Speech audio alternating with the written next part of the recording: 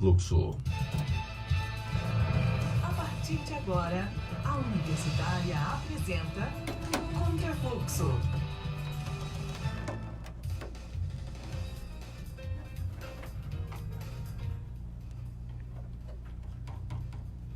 Olá, boa tarde. Boa tarde para você que está na sintonia da Rádio Universitária, para você que nos acompanha também pela transmissão ao vivo da nossa página no Facebook.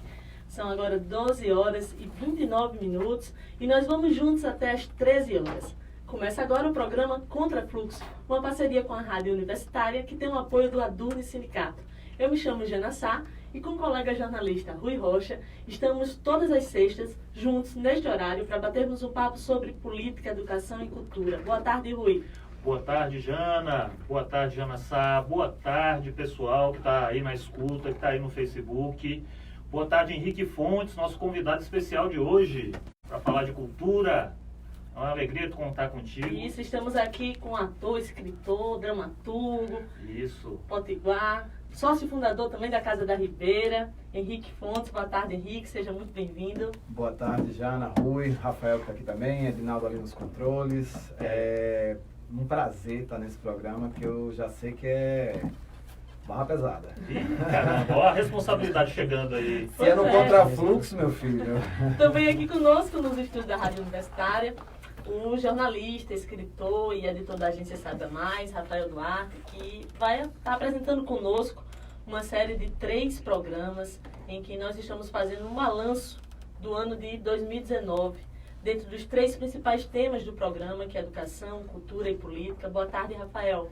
Boa tarde, Jana, Rui, Henrique, Boa tarde, Rafa. Edinaldo, mais uma vez aqui, agora em 2020, né?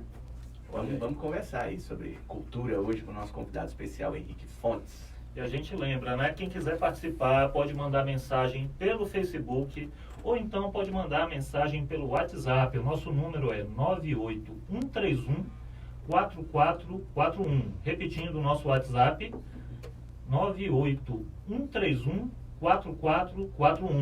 Então, você pode mandar pergunta, comentário. Estamos aí, viu? E hoje, Rui, vamos falar sobre cultura, né? Como o Rafael falou aqui, o que o ano de 2019 representou para a cultura no Brasil, aqui para o município de Natal, para o estado do Rio Grande do Norte. Pois é, né, Jana? A cultura que é tão importante, né? Às vezes a gente se esquece de falar da importância da cultura para a educação, para a nossa sociedade, né? Quanto a arte é importante para as pessoas, simplesmente por ser arte, né? Mas, para além disso, a arte também tem um impacto na economia, tem um impacto na saúde, na própria educação. Henrique, fala pra gente aí, afinal de contas, qual é a importância da cultura para uma cidade como Natal, para um estado como o Rio Grande do Norte? Acho que você trouxe um pouco à tona aí esse assunto da centralidade da cultura, da arte, né? Porque a cultura, e aí é bom fazer a distinção, né? Cultura e arte não são a mesma coisa. A cultura, ela está presente em absolutamente tudo, né? Nesse momento que nós estamos aqui na rádio, isso é possível, porque existe entre nós uma cultura, ou seja, existem aqui conhecimentos, a própria língua que é comum, né? Os hábitos, estamos sempre debatendo um assunto que é também parte do conhecimento da maioria ou de interesse de boa parte. Então, a cultura ela está em todo lugar, ela é central.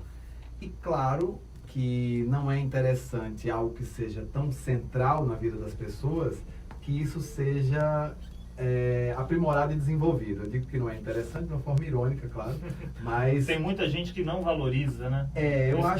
Eu acho que é estratégico, sabe? Eu acho que os governos estrategicamente não valorizam e não potencializam o lugar aí falando de arte, né, dos valores artísticos, das manifestações culturais dentro da sociedade, porque elas sabem do potencial que isso tem. Porque quando você tem um estado, um município, um país com sua cultura fortalecida, as pessoas realmente empenhadas no desenvolvimento a partir da cultura, que ela é, como disse, central, vai para a educação, para a saúde, para a segurança, para tudo, para a própria economia, nós temos um país diferente, nós teríamos uma cidade diferente, porque as pessoas iriam, no mínimo, questionar certas atitudes que se repetem ao longo da história. Claro, né, Henrique? E às vezes a gente fica pensando, né? Poxa, o país está com um problema gravíssimo em relação ao desemprego. Caiu um pouquinho, mas ainda temos um desemprego que é maior que 11%. Fora subempregados, fora pessoas que desistiram de tentar conseguir emprego. A cultura, ela gera emprego, ela tem impacto econômico. Vamos pensar assim, em Natal, por exemplo, que tipo de impacto para o desenvolvimento econômico de Natal a cultura gera? Eu trabalho exclusivamente com arte e cultura nos últimos 18 anos, como um empreendedor único, como autônomo, como eu mesmo garantindo o meu futuro e o meu dia a dia. E eu não sou um exemplo isolado. As pessoas dizem, mas você está aí na contramão, no contrafluxo. Mas não, eu vejo muita gente nisso. Por quê? Existem pesquisas, né, que comprovam que se a gente investe, um número hipotético que eu acho que a pesquisa é mais precisa, mas R$1.000 em cultura, eu gero 6 vezes mais emprego do que numa indústria como a indústria automobilística. Então, nessa proporção, claro que o valor não é esse, mas há mais geração de emprego e renda com investimento em cultura, porque ela movimenta uma cadeia muito grande. Sem dúvida, né? Pensar só na arte, ela movimenta desde do vendedor ambulante que vai para a porta do teatro, a costureira que fez o figurino, ao iluminador que está fazendo a luz, ao ator que está em cena, ao dramaturgo que escreveu, ao produtor que produziu, aos veículos de comunicação, ao assessor de imprensa, e aí vai. É uma gama de atividades que a cultura, e especificamente a arte, mobiliza, e de uma forma limpa, né, no sentido de que é uma energia limpa, você não tem... A criatividade, ela não gera resíduos tóxicos, né? Ela deixa muitas vezes uma reflexão desagradável, porque a gente se depara com a gente mesmo em questões muito duras. Sem dúvida, a arte incomoda, né? Isso. A cultura, eventualmente, pode incomodar as pessoas. Mas ela não sai espalhando lixo por aí, ou pelo menos não devia, né? Alguns eventos ou mega eventos, por má gestão, digamos assim, deixam resíduos pela rua. A gente viu isso nesses carnavais fora de época, né? Não é a má cultura desses gestores. Talvez seja falta de educação, eu diria até, né? Desses gestores. Mas, Henrique, nessa retrospectiva do ano 2019, parece que a cultura para os governos, para o governo, e principalmente para o governo Bolsonaro, vai na contramão do que a gente está discutindo aqui, da importância da cultura para o desenvolvimento do país, né? E aí, sobre o governo de Bolsonaro, a cultura vive a volta de uma censura, talvez até de uma forma tão agressiva, mais até do que a gente viveu desde o período da redemocratização do Brasil. Nós tivemos a perda do Ministério, depois a subordinação da Secretaria de Cultura ao Ministério do Turismo. Já entre as primeiras medidas para o setor, o presidente Jair Bolsonaro questionou o patrocínio das empresas estatais à cultura, reduziu um montante de incentivos na Caixa Cultural, no Banco do Brasil, nos Correios. Banco do Nordeste, né? O Banco do Nordeste fechou diversos centros culturais, né? Deixou de investir em cultura. A fatia mais robusta, que era a vinda da Petrobras, ela deixou de existir, e aí o corte provocou a redução significativa de programações de festivais, como é o caso do Festival do Rio, né? Do Animamundi. Houve ataques à Lei Rouanet. Sem dúvida. O teto de incentivo da lei caiu de 60 milhões para 1 bilhão. Gente, 59 milhões foi a redução.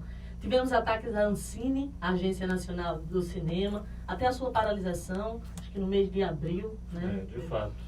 Censura de editais de fomento a filmes, a séries com temática, veto a outros trabalhos que falavam sobre regimes autoritários, sexualidade, sobre questões de gênero. Houve, por exemplo, o cancelamento do espetáculo Abraço, do Klaus, né?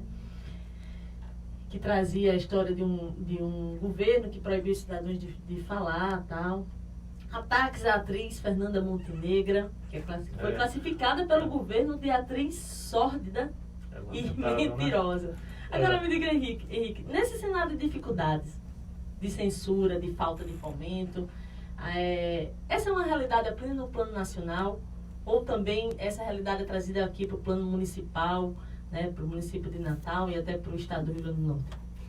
Bom, eu vou começar com esse cenário nacional que você pintou aí. É um cenário bem complicado, né? E, como eu disse no começo, não é por acaso que alguns governos, alguns gestores escolhem as artes e a cultura para atacar. Não é por acaso. Não vamos pensar que isso é feito de maneira ao bel prazer, porque está ferindo alguns conteúdos morais desses gestores. Não tem nada a ver com moral e alguns costumes. Isso tem a ver com uma estratégia de, primeiro, demonização dos artistas da arte e, por consequência, da cultura, redução desse lugar do artista ou da cultura a os escolhidos, digamos assim, para receber o investimento público. Com isso, é mais fácil controlar. Toda vez que você reduz, é mais fácil o controle. Sobretudo porque há muito vício, e isso eu tenho de reconhecer, na própria estrutura de fomento às artes e à cultura no Brasil.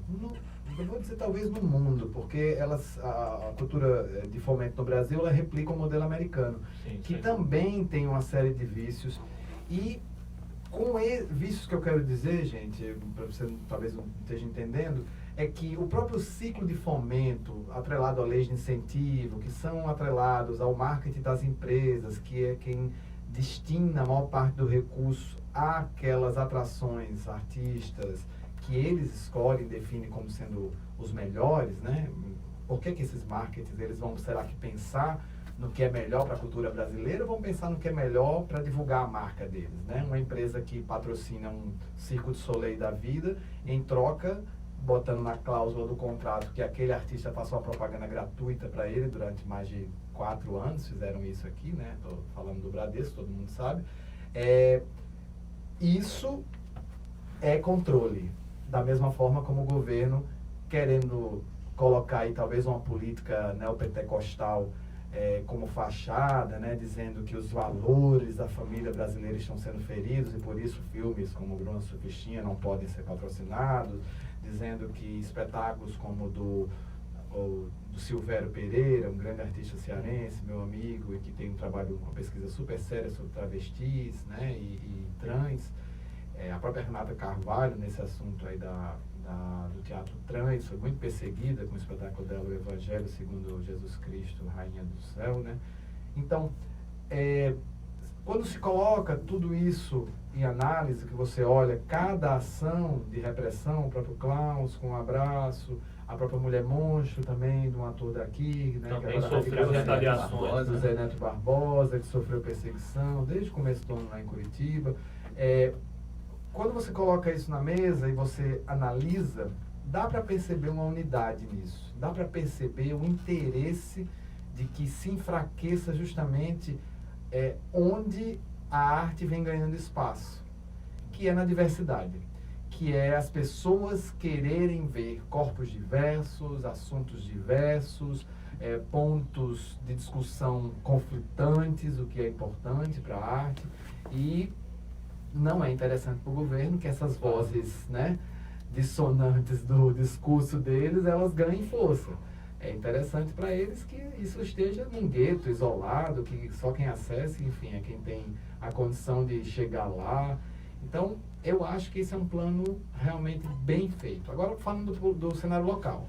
Aí é o seguinte, historicamente, em Natal e no Rio Grande do Norte, não existe fomento público às artes e à cultura.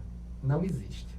Toda vez que eu falo isso, mas como não? Tem essa prática de fazer eventos, né? Grandes eventos, vamos fazer um evento sem pensar uma política continuada, complexa, né, para a cultura. A gente lançou, né, na Rede Potiguar Teatro há muitos anos o Cultura Não Evento, né? Então, não podemos entender fomento à cultura como promover eventos.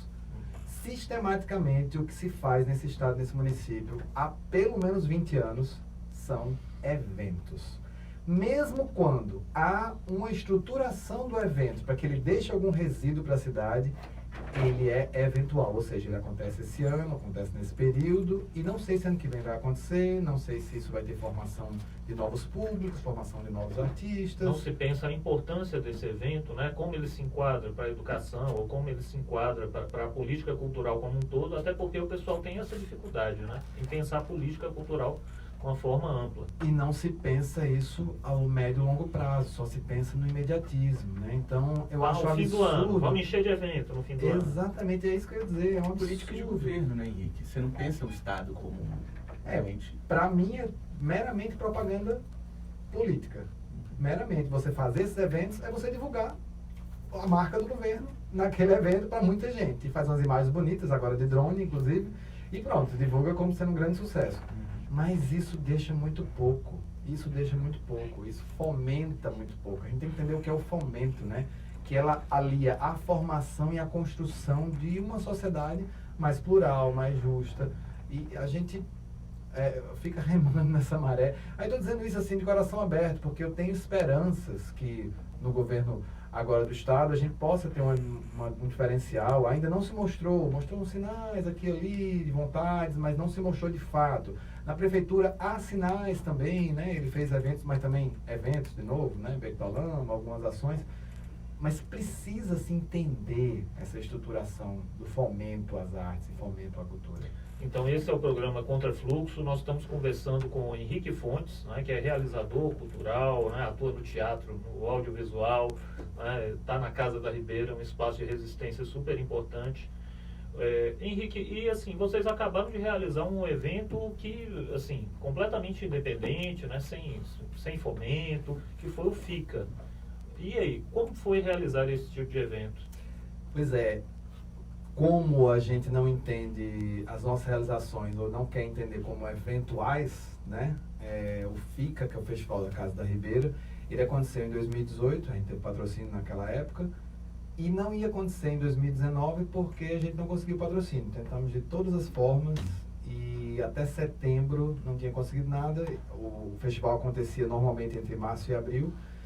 E aí eu ia desistir, parei um pouco, pensei, disse, eu vou fazer na marra. Eu vou fazer contando com o público, acreditando no público. E aí em outubro a gente lançou isso, foi uma doidice, mas os artistas toparam o risco da bilheteria, dividir com a gente. E programei para a última semana do ano, entre 26 e 29 de dezembro. Também era outra doidice, muita gente dizia assim, não vai dar certo, final do ano, gente. As pessoas estão pensando só no Natal, no Ano Novo, ou estão de ressaca do Natal, esperando o Réveillon. Mas para nossa surpresa, deu muito certo. A gente teve 4 dias de casa lotada. As pessoas nas redes sociais aí podem acompanhar até um teaserzinho ainda é um vídeo curto, que o Jean fez, né, lá, e dá para ver nas imagens a casa fervendo com gente, todas as sessões lotadas, o espetáculo teve menos gente, teve 92 pessoas. Então eu considero que realmente foi uma aposta muito acertada, já confirmei para o ano que vem. Maravilha. Claro que tendo patrocínio a gente pode ampliar a programação, trazer outros grupos, já deixar os artistas mais tranquilos, porque a gente vai pagar o cachê, né? Então assim, a busca é por patrocinadores, mas eu digo que essa é uma forma de reação, sabe? Eu tô saindo um pouco da resistência, Rui. Desculpe me alongar aqui na fala, mas assim, é porque assim, quando a gente só resiste, a gente está garantindo ao opressor a força dominante. Ele sempre vai ganhar. O máximo que eu posso fazer é resistir, ou seja, segurar aqui para eu não ser esmagado. O que eu estou propondo é uma reação. Temos que dar passos à frente, né, Henrique? Eu acho. Só um detalhe que eu queria pegar. O FICA desse ano, diante de toda essa reação que você cita e tal, ele também foi lançado depois que a prefeitura ignorou completamente o bairro da Ribeira na programação do Natal e Natal, né?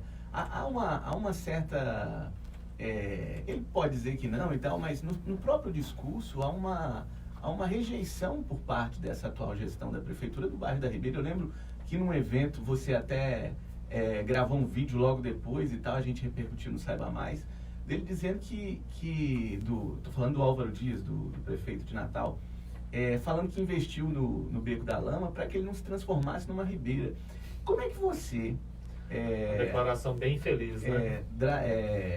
Dentro das suas funções todas, mas assim, um ativista, um militante do bairro da Ribeira, assim como Anderson Foca, que estava até pouco tempo ali, Ana Morena ali na Rua Chile, infelizmente já não está mais o do Sol e tal, mas você está lá com os meninos da Casa da Ribeira. Como é que você avalia isso, assim, um prefeito que não gosta da cidade onde mora?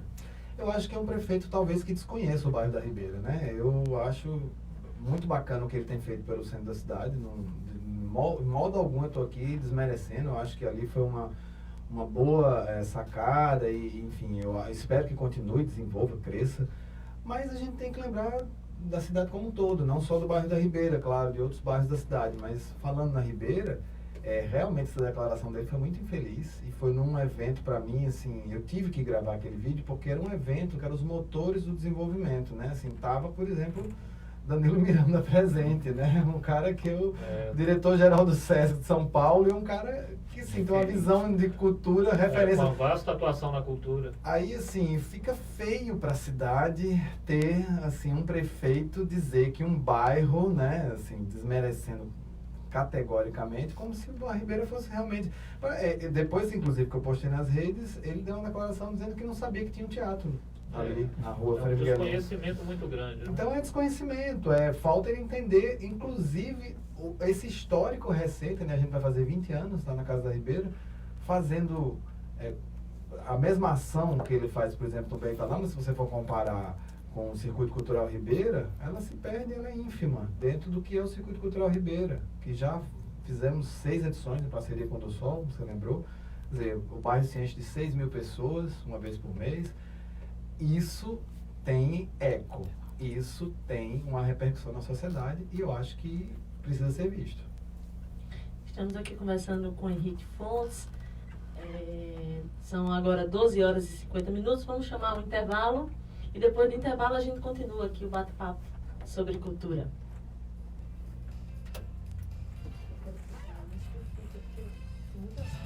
Você puxou o físico no final do ano, fica no outro ponto aqui. Também, viu? A gente tava quase que com o mesmo roteiro. Olha aí.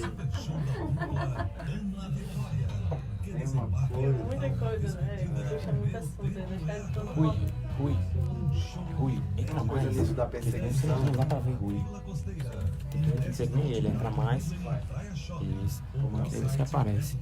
Ela só tá ajeitando Mas pode falar, Henrique, no posicionamento. Mas ele muito bem colocado essa questão de resistir, sabe? Eu mesmo, assim, estou mais dentro de movimentos sociais, muito. Senão isso só resistir. Ouvir Não é que a gente bem não é tem que essencial resistir, para uma boa qualidade só de resistir, vida, eu não vou ficar seja aqui qual levando for a pancada sua e necessidade resistendo, auditiva. Eu O tenho que Centro propor alguma Auditivo coisa, Auditom Do Valde tem a só coisa muito boa solução. que ele disse. Aparelhos recarregáveis para proporcionar 24 horas de eu me recuso a audição viver no com uma tempo. única recarga, Eu além de vivo nos aparelhos anos 50. auditivos Eu com não conexão quero. direta Meu tempo é para hoje. todos os celulares e Meu tempo é TV. né? O primeiro no Meu tempo é mundo que hoje. funciona Eu sou com artista. fones de ouvido Bluetooth sem fio. Vamos falar de Conheça dimensão essas nordeste, novidades que é na importante. Auditom, Rua Mossoró, Espetáculo 381 Petrópolis. Pois é, e tem Ligue uma no coisa 3221 do Priemozinho 4145 também, assim como ou duas no formas de WhatsApp reação. 99431 9372. Catarse, Perda auditiva captou mais de tem 1 milhão solução. de reais de Auditom, exposição. aproveite os sons O da Brasil, vida. não foi esse ano? Foi Sim, não, foi 2018. Eu vou Mas ele foi usado em 2019, não foi? foi? Salve, salve família. Fala louco, tá na casa. Eu vou falar que o Bolsonaro vetou a lei do audiovisual. Música Potiguar A Brasileira. prorrogação da lei. Ele vetou, cara, a gente anunciou no programa passado, retrasado, Ontem, né? o Recife tinha passado, né? Tá ligado ligeiro que vem um papo aí 1000 graus aí com o time Uma que coisa passa. que Jadeira vibrou, sábado, eu vi aqui no programa. Hoje às 5 da tarde. Tá? Voltamos a apresentar Contrafluxo. Então, voltamos com o programa Contrafluxo. Hoje estamos conversando com Henrique Fontes, que está à frente da Casa da Ribeira, um espaço cultural super importante. E estamos falando, estamos fazendo uma retrospectiva da cultura em 2019, não é isso, Janassá? Isso, Rui. E qual é o seu destaque, Rui? Olha só, eu estou trazendo aqui uma notícia que foi publicada na revista Fórum, né? A gente sempre segue alguns canais aí para dar mais pluralidade, né? O portal da Fórum está falando o seguinte, tá com a notícia: Bolsonaro veta o projeto que prorroga incentivos ao cinema e a lei do audiovisual. Isso aí é bem complicado, né? Porque essa lei garante toda uma cadeia produtiva. Esse tinha sido o nosso destaque positivo no antepenúltimo programa, antes de terminar o ano 2019. O Congresso aprovou e aí Bolsonaro veta, né? Pois é, E o que isso significa, Rui? O presidente Jair Bolsonaro vetou integralmente o projeto de lei 5.815 de 2019, que prorrogava incentivos ao cinema. A proposta foi aprovada pela Câmara no começo de dezembro, né, e pelo Senado no dia 11 de dezembro. O veto vai ser apreciado pelo Congresso, né, volta para o Congresso e o Congresso pode derrubar esse veto. Sim. O projeto, ele estendia até 2024 o prazo para a utilização de regime especial de tributação para o desenvolvimento de exibição cinematográfica, né, de todas as atividades ligadas à cadeia do cinema. Mas, Rui, e qual foi a justificativa do governo? Ele deu justificativa para esse veto? Eles sempre apelam para, não, os cortes, a gente está precisando reduzir a dívida pública, mas é notável porque saiu uma outra notícia, né, Jana? O governo Bolsonaro está batendo um novo recorde. A dívida pública aumentou, né? Tanto corte, e a relação dívida pública, a relação entre a dívida e o PIB aumentou consideravelmente. Né? Em 2014 estava na faixa de 50%. Hoje nós estamos com a dívida pública batendo aí em 80%. Isso aí é muito grave. É recorde atrás de recorde, né? Ontem a FENAGE divulgou um relatório, saindo um pouquinho aqui da cultura, dizendo que durante 2019 Bolsonaro atacou 116 vezes a imprensa, que dá uma média de um ataque a cada 3 dias. Sim, Rafa. Você também tinha comentado, né, Jana? Na verdade, nós abrimos o programa aqui, o Contrafluxo, com uma jornalista aqui, Potiguar, que é a diretora da FENAGE, Ana Paula Costa, e o assunto era justamente esse relatório da FENAGE, ainda não tinha sido fechado, né? Está fechando o ano agora, mas a gente trazendo justamente esses dados que são impressionantes. E olha que esse relatório, ele não leva em conta as lives que Bolsonaro realiza, né? Toda semana no Twitter, porque imagina, cada live daquela, o ataque é constante aos jornalistas, né? E não é só ao jornalista, né? É a informação, a sociedade. A sociedade, exatamente, a censura ao direito, né, básico da sociedade, que é da informação, da comunicação. E o impacto do audiovisual para a economia é gigantesco. Aliás, não só do audiovisual, né? Da música. Se a gente for pensar a literatura, você tem toda uma cadeia produtiva do livro. Enfim, cultura é uma atividade econômica. A gente tem a economia criativa, né? Por sinal, o Sebrae tem uma atuação muito interessante em relação a isso. Né? Tem uma política com edital de economia criativa, né, Henrique? Você chegou a participar desse edital, mandou projeto? Sim, a gente no Grupo Carmim participou ano retrasado, se não me engano, com o Jaci. A gente fez um tour, que era um city tour histórico da Segunda Guerra Mundial em Natal. Até depois virou uma ação central do Sebrae, né? Esse investimento da Segunda Guerra Mundial. Eles estão com um projeto bem bacana aí. E é isso, é o que você disse, assim, cultura não é só a festa, gente. A gente está falando aí de movimentar a economia. Então, se ele está querendo realmente mudar esse déficit aí, ele está mexendo no lugar errado. Ele tinha que repensar. Áreas erradas, né? Porque os cortes é na educação, na cultura, na saúde. O país precisa gerar arrecadação, né, para melhorar a sua situação fiscal. Ao mesmo tempo, o país precisa gerar emprego. Você está aí com muita gente desesperada, muita gente passando fome mesmo. Né? E aí a cultura é uma resposta a isso. O pessoal não enxerga, né? Lamentável. Agora vamos falar de coisa boa também, né? Rafa trouxe uma informação aqui nos bastidores de uma certa peça que foi muito premiada. Qual foi essa peça? A gente, inclusive, no programa passado, se eu não me engano, no retrasado, a gente enalteceu o título mundial do Ítalo Ferreira, não foi no surf, grande campeão, mas assim, estamos aqui do lado de um potiguar que orgulha, assim, o Rio Grande do Norte, o país. Henrique, sem querer puxar a sardinha pro seu lado. Já puxou.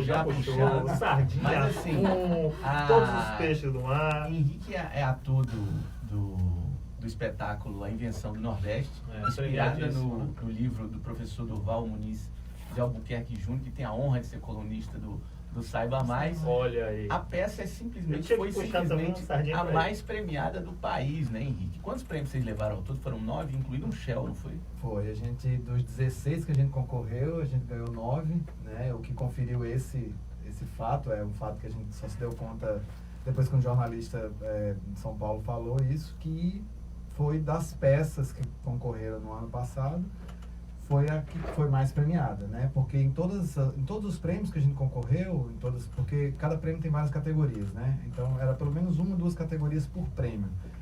Em todos eles a gente levou alguma coisa. Então isso realmente foi uma grande surpresa. Eu digo surpresa assim, não que a gente não acredite no trabalho que a gente faz, a gente acredita, mas a gente sabe que há ou havia pelo menos, um certo fluxo ali muito contínuo de peças do eixo Rio-São Paulo, né? No máximo Minas, alguma coisa do Sul.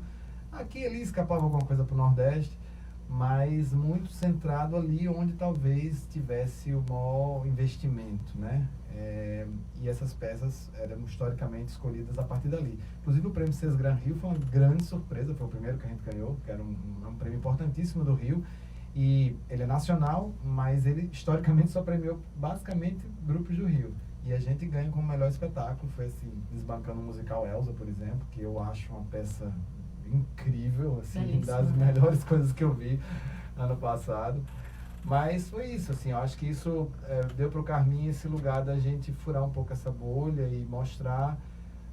E eu acho muito importante ter sido com essa peça, porque ela questiona exatamente isso, né? Ela questiona esse lugar a que reduziram o nordestino e o nordeste historicamente, que é a partir da obra, como você falou, do Durval, como que essa redução é absurda, né? Como é que vai se querer criar o tipo nordestino, ou a cultura nordestina, a identidade nordestina, isso não existe. Parem de repetir isso, isso não existe. Mas Há 1000 olha, nordestes diferentes. eu assisti a peça e é realmente uma peça encantadora. E como é que vocês conseguem encantar, justamente como você colocou aqui, trazendo questões que são urgentes, né, para o país, assim.